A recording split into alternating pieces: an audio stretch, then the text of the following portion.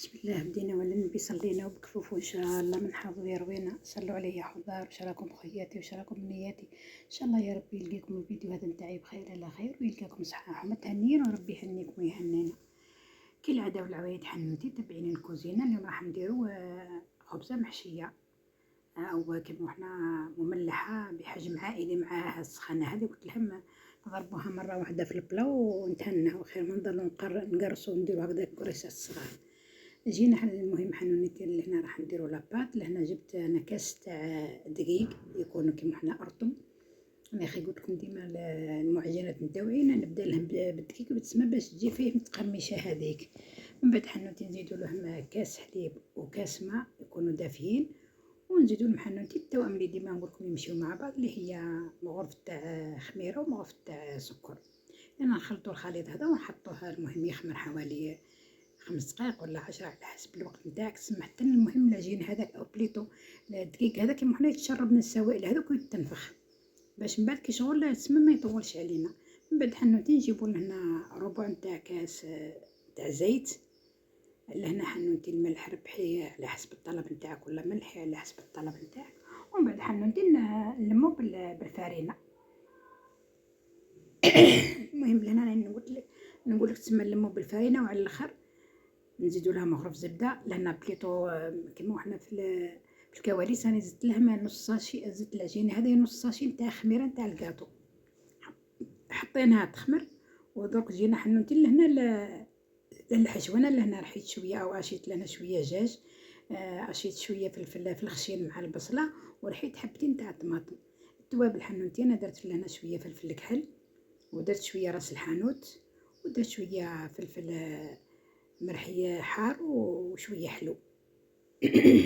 سميحوكم. قلنا المهم معاها السخانة هذه مليح واحد يديرها مرة واحدة هكذا في البلا ويتهنى. بطبيعة الحال الربح ما نساوش الربح.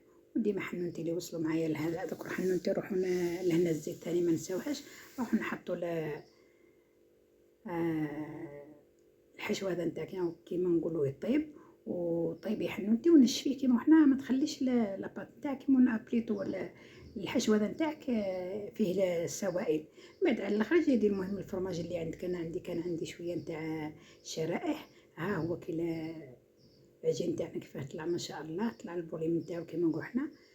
نحيلو الخمر وقرصي العجين تاعك. انا اللي درت 3 قرصات. تسمى واحده خليتها الغدوه ما نعرف واش درت بها نسيت، درت حطيتها في الفريجيدار. ولهنا نجيونا درتها في البلاطو. تسمى هذاك البلاطو نتاع نورمال 28 ولا 38. المهم يعني درت مملحه بحجم عائلي. قلنا مره واحده خير ما نضلوا نديرو بهذوك كيما حنا القرصات الصغيرين يطولوا علينا والحال حامي الله المستعان. المهم بسطت العجينه الاولى ولا بول الاولى ودرت الحشو وزدت لها بول الثانيه. لان حنا نديرو جبت لهنا بيضه خفقتها نديروها كاش ندهنوا بها الوجه. ومن بعد حنوتي نزيدو الزريعه كيما حنا اللي بغيتي نتيا ولا الزرارع.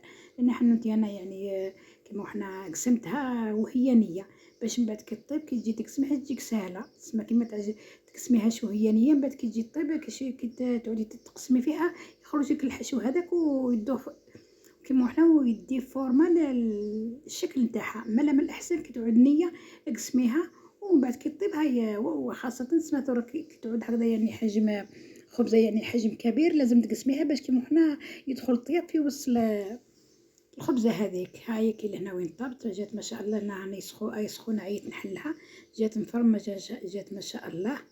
قلنا المهم ديريها مره واحده خبزه باش كيما حنا تنحي عليك في السخانه هذه.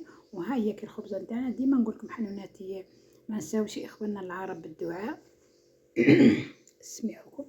وما تنساوناش برحمة الوالدين فضلا وإيس أمر مع السخانة هذه. قلت لهم الله المستعان.